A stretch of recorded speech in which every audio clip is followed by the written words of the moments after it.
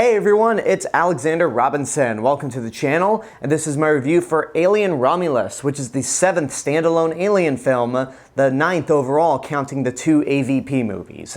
If you like this video and you want to see more movie reviews, make sure you're subscribed to the channel, and also go ahead and hit that bell button to get notifications when a new video comes out. Anyway, let's continue with the review. This movie takes place in between Ridley Scott's Alien and James Cameron's Aliens, and we follow an orphan and her adopted brother living on a mining colony. They meet up with some friends and hatch a plan to get off this mining colony and go off to live a better life somewhere else. And to do this, they're going to steal a handful of cryopods in an abandoned satellite orbiting the colony.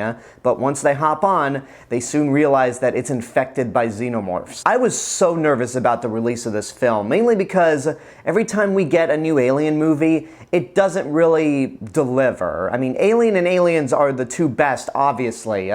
Alien 3, I think, is absolutely terrible. I know it's gotten some sort of reevaluation over the years, and people have said that I should watch the assembly cut, which I might give it a shot, but right now, I just think it's awful. Alien Resurrection is also terrible, but I enjoy that more because it's not as depressing as 3. Prometheus, I give Ridley Scott credit for trying to do something new and not make an Alien movie, but more just another movie set within that universe. Alien Covenant, on the other hand, is the absolute worst Alien movie in my eyes. And I have to emphasize that by saying it's the worst solo Alien movie, because AVP is a guilty pleasure, but it's not good. And the less said about AVP Requiem, the happier I will be in life. So now we have the first Alien movie released through Disney ever since they bought Fox. And this movie is directed by Fede Álvarez, who directed the Evil Dead remake from 2013, which I wasn't a big fan of, but it had things to like about it. And then Don't Breathe, which I heard was really good. I haven't seen it myself. And with Alien Romulus, it feels so nice to say that this is the best movie of the franchise since Aliens, and not have it sound like a backhanded compliment. This is actually a pretty good movie. And the reason I really like this movie is because it feels like its own thing. It still feels like an Alien movie. It still feels like we are in that world. But the plot is very different compared to what we've seen before. It gives us some new ideas into this world. And in my opinion, this movie has the Weyland-Yutani Corporation do the most evil thing in the franchise to its main character. I won't say what it is, and I'm probably building this up to be a lot bigger than it actually is. But when it happened, I thought, wow, that is some corporate chicanery right there. And another good argument on why unions should probably exist in this universe. The story itself is more simplistic and straight to the point. It feels more like the original run of movies where the stakes are a little more personal. They're not like grand, they're not trying to build up on some philosophical beliefs like Prometheus and Alien Covenant did. It's simply a story about these young people trying to get away from this corporate-run colony and live a better life. Unfortunately, I didn't find the characters to be all that memorable, and the acting is a mixed bag at best. You have David Jonsson and Isabela Merced, who I think are the two best actors in the movie, especially David Jonsson, who plays the artificial person Andy, and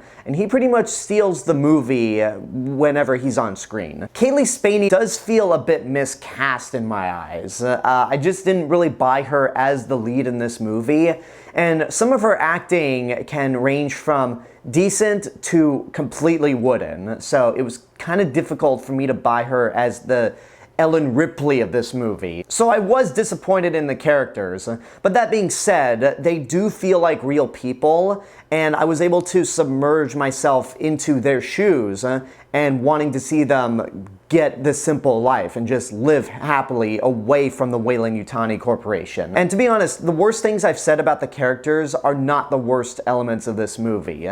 Because I think for a good chunk of this movie, it does a really good job at being its own thing. It gives us a wider look at the colonies that are run by the corporation. It comes up with some really creative action sequences.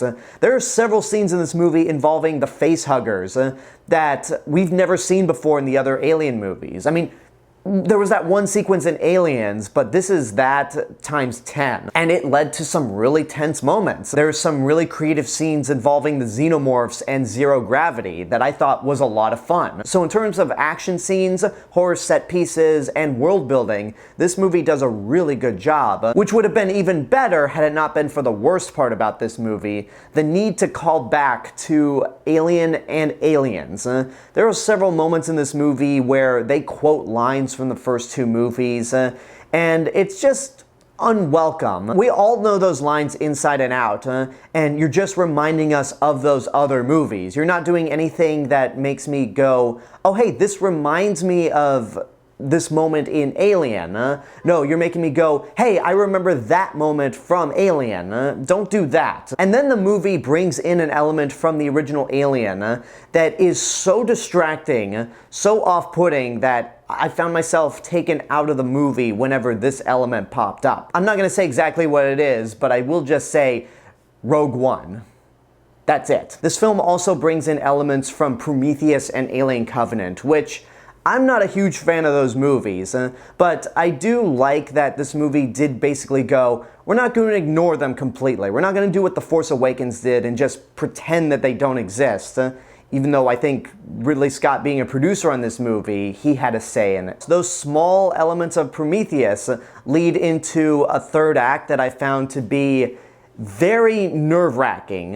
It was tension-filled and just had a moment that made me go, what the fuck? I feel like the final act of this movie is going to be the make it or break it for some people. You'll have a certain section that's going, wow, that was really tense, original, and haunting. And then another half going, yeah, but this reminds me of this part of the Alien franchise that is universally despised. For me, myself, I did find it to be really unsettling, really nerve-wracking, in the spirit with the Alien series, and at the very least, it's not copying the end of the original Alien. It's doing its own thing. I like Alien Romulus more than I didn't.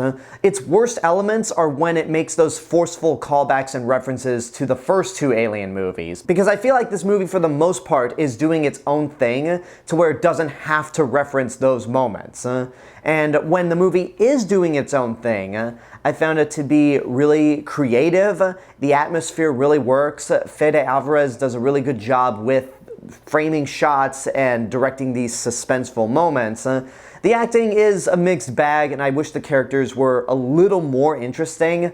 But on the whole, I'd say this movie is good, but it's not great. It didn't leave me with that feeling of, wow, that was better than I could have imagined, the way Prey did 2 years ago. And hopefully, now that both of these franchises are given new life, we can see the return of the Predator series to theaters. And I know Fede Álvarez recently said that he wants to do an Alien vs. Predator movie and co-direct it with Dan Trachtenberg, who did Prey.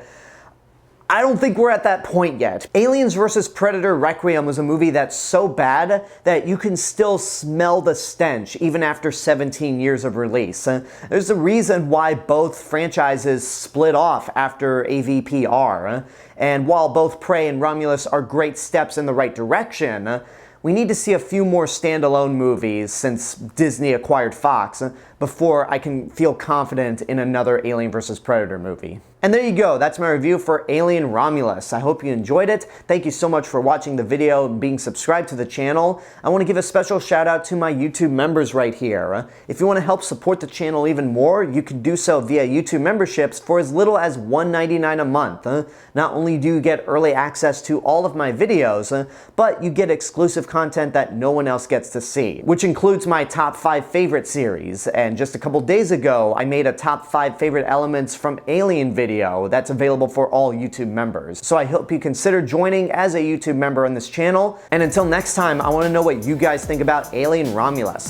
Whatever your opinions are, let me know in the comments below. Don't forget to like the video, subscribe to the channel, and hit the bell button to get notifications. If you want to find me elsewhere on the internet, you can find me on Facebook, Instagram, Letterboxd, Threads, and my theme park and travel channel right here on YouTube. I'll see you guys in the next video, but until then, have a good day and take care of yourselves.